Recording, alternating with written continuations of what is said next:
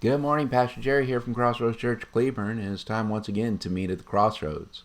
Today's daily devotional comes from Matthew chapter 21 and verses 18 through 22. We're talking about Jesus. It talks about Jesus cursing the fig tree. He's going back into Jerusalem. He spent the night over at Bethany, and he's coming back in, and there's a fig tree there. And Jesus is hungry, and so he went over to the fig tree. Now he saw the leaves on the fig tree. The key to this thing is in verse 19. It says, "And seeing a fig tree by the wayside, he went to it and found nothing on it but leaves." So if it had leaves on it, it should have had fruit on it. The problem was it had leaves, but it had no fruit. It was false advertising. The fig tree was advertising that it should have had fruit on it, and it didn't have any fruit.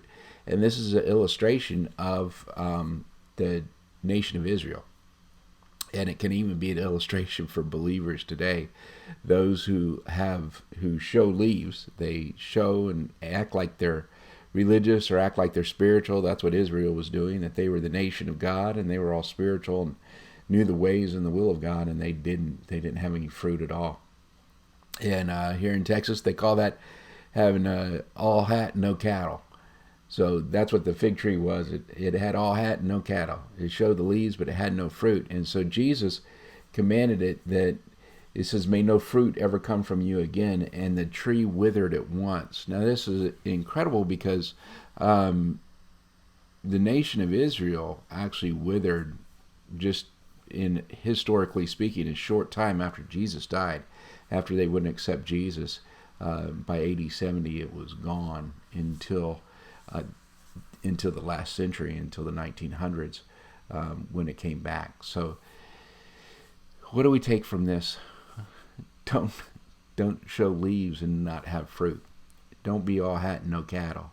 Be in a real relationship with God. Be in a real relationship with Jesus Christ, and be a fruit bearer. Have fruit in your life. Show fruit, and you won't have to worry about that. Don't worry about how you look to other people. Worry about how you look to God and what you're doing for God and with God and what God is doing through you. So keep your focus on Him, and you'll be okay.